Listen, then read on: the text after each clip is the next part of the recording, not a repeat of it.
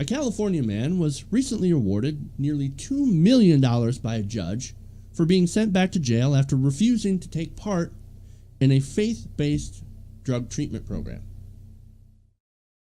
Now, why? Why would he get sent back to jail? Well, because he was an atheist. According to the Reading Record Searchlight, Barry Hazel Jr. will receive a settlement from both state officials and a contractor named Westcare California that runs a treatment program that calls on attendees to, quote, submit themselves to a higher power and pray. Now, according to the Huffington Post, back in 2007, Hazel was ordered to take part in the Westcare program as part of his probation. That was connected to a drug possession charge, methamphetamines. Now, he reportedly asked for a non-religious alternative to the program, but his request was denied. And so he was forced to enter the program. Now, during his time in that program, he was arrested for violating his probation by, quote, being disruptive, though in a congenial way, to the staff as well as other students. Disruptive, how? Well, probably by not praying with them or something. And of course, because of that, he was sent back to prison. Now, he served an extra 100 days on top of his sentence, and then, after that, after he was released, he sued because of a violation of his First Amendment rights.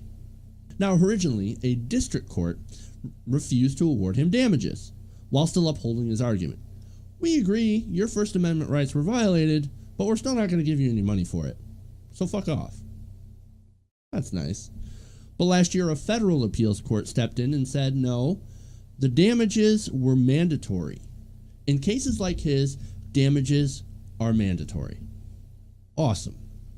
Now, for his part, Hazel's just happy to be done with all this.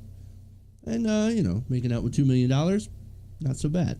He said, quote, I'm thrilled to finally have this case settled.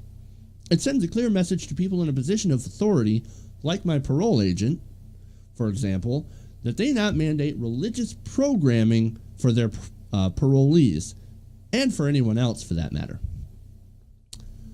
Now, to me, ordering someone to take part in a faith-based program, despite not having a faith, or get more jail time, that's clearly unconstitutional. And it's crazy that in the 21st century, this kind of thing still happens. I don't have an issue with faith-based programs in general being offered to help reform prisoners and reduce the occurrence of recidivism. Whatever helps you, right?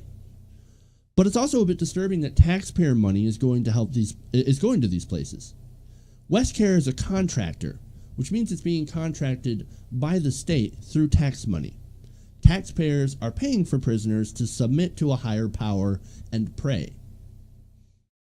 Normally, like I said, I wouldn't be against that.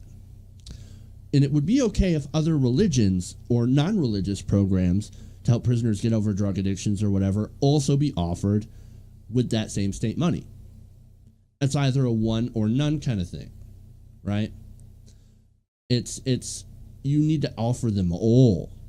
As it stands, this program isn't just placing one faith over another in a publicly owned setting, but also in a setting where a judge can order someone of a different faith or no faith at all to attend what is, I assume, a Christian program. Meaning you must pray and submit to the Christian God or face extra jail time, as Hazel did. And because of that, I think that this lawsuit was definitely justified. And I hope California does the right thing and starts making other programs for people who find themselves in jail who are not Christian, so they can have a place to go and they can opt into these programs without actually having to go against their own beliefs, or in this case, their non-beliefs. It's time to open it up to other religions. If you're going to have a program like this at all, then you need to have some inclusion.